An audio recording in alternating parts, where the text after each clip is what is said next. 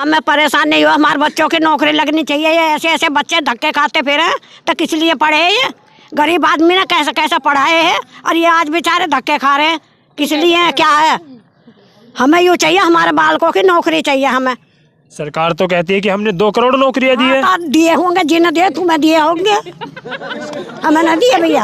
हमारे बच्चों को इलाज चाहिए, हमें कुछ नहीं चाहिए। हमारे भविष्य में बहन जी मायावती आनी चाहिए, चाहे कुछ भी हो, हमारी बहन जी मायावती आनी चाहिए।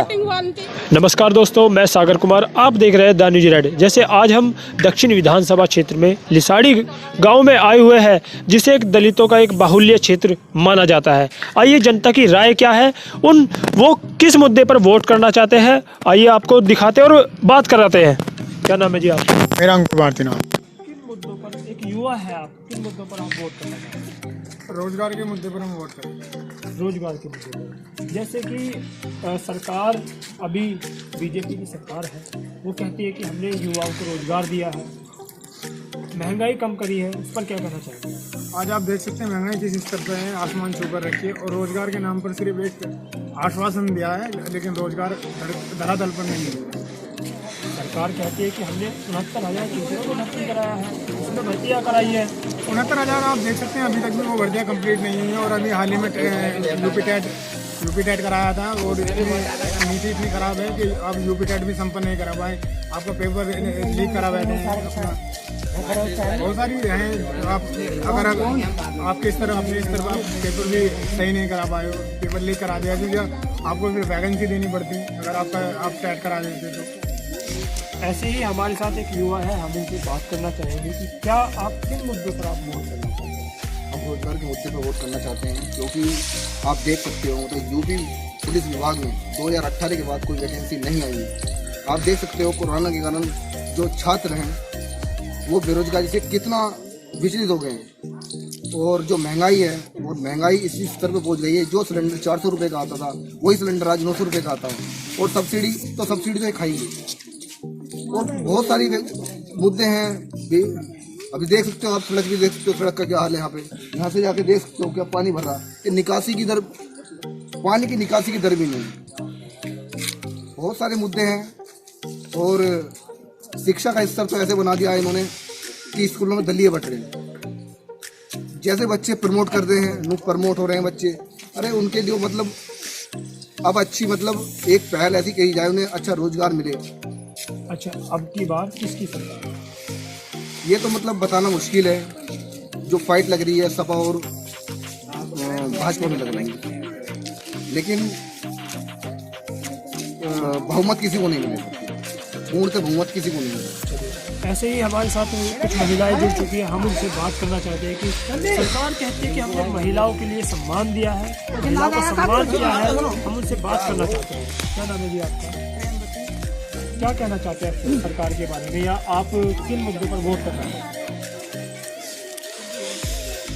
हम तो अपनी वोट करना चाहते हैं और दूसरी बात, इस सरकार ने हमारे लिए कुछ भी नहीं करा है और ये जिस चावल को घोड़े भी नहीं खाते हैं, गधे भी नहीं खाते हैं, वो चावल ये हम लोगों को दे रहे हैं, उसे हम खा नहीं सकते बिल्कुल भी, लेकिन मजबूरन हमारी बन रही है कि हमें लेना पड़ रहा है।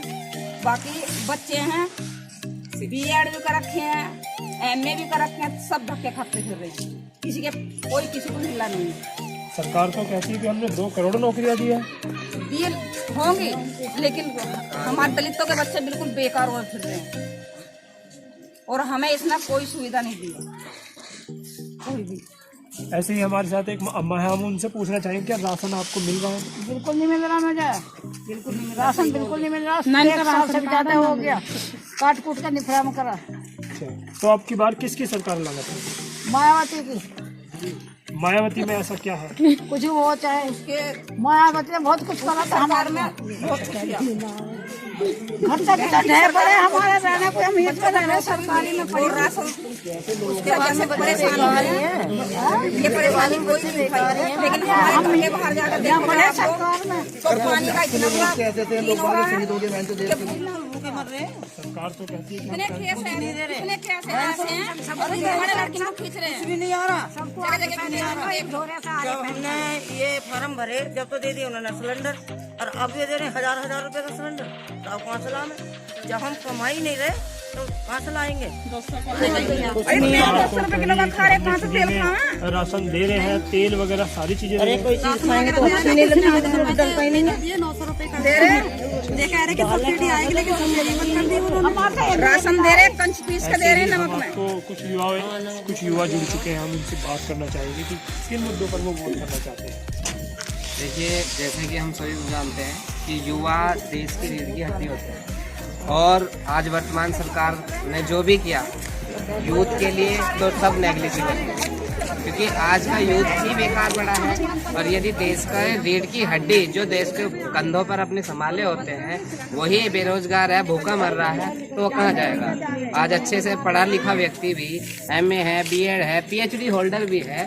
मैं कई ऐसे साथियों को जानता हूँ हमारे गाँव में भी कि कम से कम 5-6 ऐसे व्यक्ति हैं जो PhD होल्डर भी हैं और अच्छी एजुकेशन के साथ पढ़ाई की है, फिर भी बेरोजगार घूम रहे हैं। वह प्राइवेट स्कूलों में 2500 रुपये के लिए पढ़ाने पे मजबूर हैं।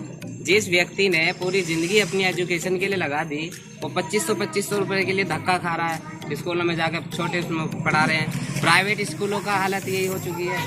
और सरकारी स्कूलों में शिक्षा का व्यवस्था इतना स्तर गिरा दिया है इन लोगों ने कि आने वाले शिक्षा का स्तर इतना गिरा दिया कि आने वाली पीढ़ी जो है शायद आवाज़ भी ना उठा पाए, क्योंकि सीधा सा सब यही है कि यदि सरकार से कोई अधिकार मांग सकता है, सरकार से कोई जवाबदेही मांगता है, तो वो केवल एजुकेशन के आधार पर मांगी जाती है, और एजुकेशन को इन्होंने बिल्कुल जीरो कर दिया है, डबल से भी जगह गुना कर दिया है। कि अब की बार किसकी सरकार, जब देखिए नेगलेक्ट हो चुके हैं सरकार से, जो यूथ की बात करेगा, जो एजुकेशन की बात करेगा, जो रोजगार की बात करेगा और जो डेवलपमेंट की बात करेगा जमीनी स्तर पे, कागजों पे नहीं, क्योंकि कागजी स्तर पे तो सब बोलते हैं। इन्होंने भी हर बार बोला कि 2 करोड़ रोजगार देंगे, हमने ये किया, क्या हुआ?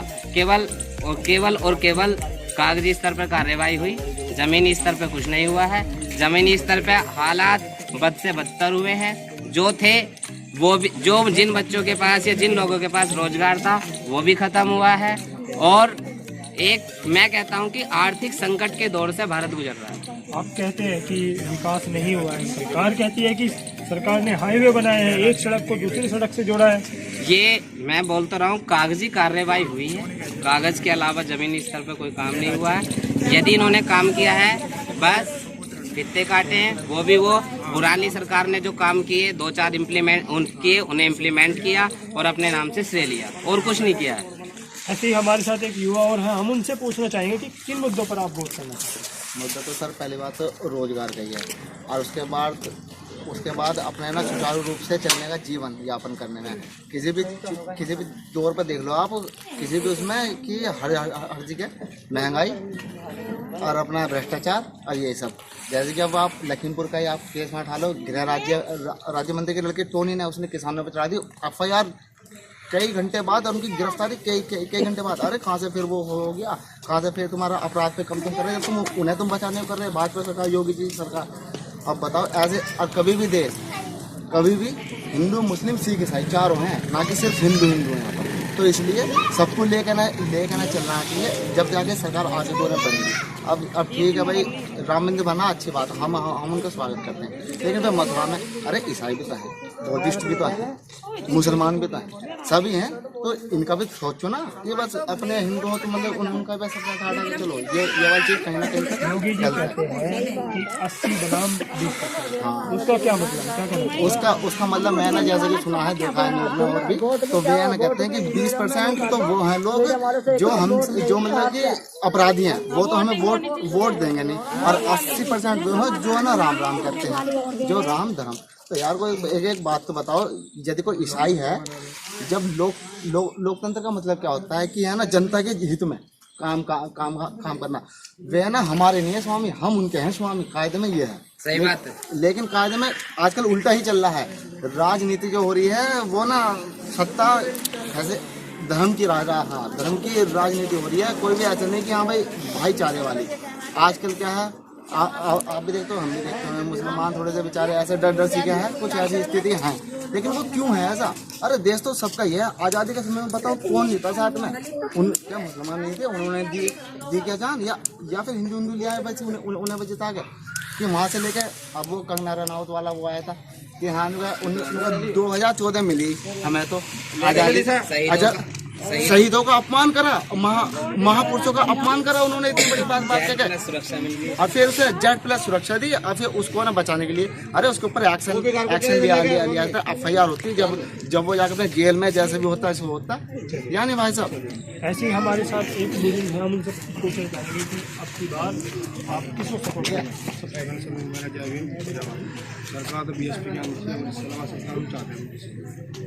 जैसे कि ये परसों की बात है, सपन में स्वयं मोदी जी गए थे तो बहन कह रहे कि मैं यूज कर दूंगा। ये बताओ BSP की देन है जो आज बोल रहा है, ना तो उसकी कोई जानता नहीं मोहल्ले को। दूसरी बात आज मोहल्ले के अंदर इतनी ताकत नहीं चले, चुनाव लड़का देखने से पता लगा कि कितनी स्वामी प्रसाद मौर्य जी कहते हैं कि मैं जिस पार्टी से निकल जाता हूँ मैं उस पार्टी का नाश कर देता हूँ, तो उस पर क्या करें? तो ये चलो मैं मानता हूँ उसके अंदर इतनी पावर है, अगर तुमने इतनी पावर है तो सपन में क्यों गया?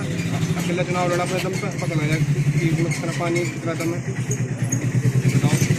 अच्छा, मुद्दे क्या है आपके? किन मुद्दों पर आप सबसे पहली बात सरकार से ये क्या BJP राज चल रहा, गुंडा राज चल रहा, अपनी मनवाजी का ये राशन बट रहा है, हल्ला दे रहे हैं, अपना मोदी का पोस्टर छाप रहे हैं, उस पर क्यों छाप? इसका क्या मतलब है? नमक दे रहे उस पर मोदी की फोटो आ रही, क्यों आ रही? वैक्सीन पे भी ये तो अपना प्रचार कर रहे हैं, अपने स्वार्थी ले कर रहे हैं। तो ये बता राशन क्यों बांट रहे हो? फिर क्यों? रोजगार तो सबसे मेन बात है, आदमी अपना काम पर जाएगा। इंसान को राशन नहीं रोजगार चाहिए। ये किस्म से बांध रहे पब्लिक को। 3 साल हो गया, लॉकडाउन लगा दिया, यूज कर दिया, वो कर दिया, राशन फ्री दे रहे हैं। बस दे रहे हो तुम, सड़ा भूसा ना जा रहा बस से गोदाम में, उसे यहाँ बांट रहे हैं। ऐसे ही कुछ महिलाएं हमारे साथ जुड़ चुकी है, हम उनसे बात करना चाहेंगे क्या उनकी समस्याएं हैं। क्या हमें परेशान नहीं हुआ? हमारे बच्चों की नौकरी लगनी चाहिए। ये ऐसे बच्चे धक्के खाते फिर तो किस लिए पढ़े? ये गरीब आदमी ने कैसे कैसे पढ़ाए हैं और ये आज बेचारे धक्के खा रहे हैं, किस लिए? क्या है? हमें यूँ चाहिए, हमारे बालकों की नौकरी चाहिए हमें। सरकार तो कहती है कि हमने 2 करोड़ नौकरियां दी है। दिए होंगे, जिन्हें दिए तुम्हें दिए होंगे, हमें नहीं दिए भैया, हमें नहीं दिए। तुम जो काम तुम ये अपनी झाड़ी कमाते फिर तुम्हें दिए होंगे, हमें नहीं दिया, हमें नहीं दिया। सरकार कहती है कि फ्री में राशन दिया। घर में बढ़ के देखिए जाके भैया, घर में बढ़ के देख, 4 बूंद भी आवे वे भी घर में आ रही हैं, तो हमारे लिए क्या कर रहा? सरकार कहती है कि हमने बुजुर्गों को पेंशन भी दी है। हाँ, बुजुर्गों को पेंशन को वे ले रहे होंगे, हमें नहीं दिया कुछ भी, हमें नहीं दिया। पेंशन से भी हमें ना, हमें नहीं दे रहा। हमारे बच्चों का हिलना चाहिए। पुलिस वाले जाएंगे, बेनिस्बत काम नहीं करते, कहीं भी चल रहे हैं, निस्बत से काम हो रहा है। जितना से मोदी हुआ है, हम कह रहे जितना से उतना से ही हमारे बच्चे परेशान, हम परेशान।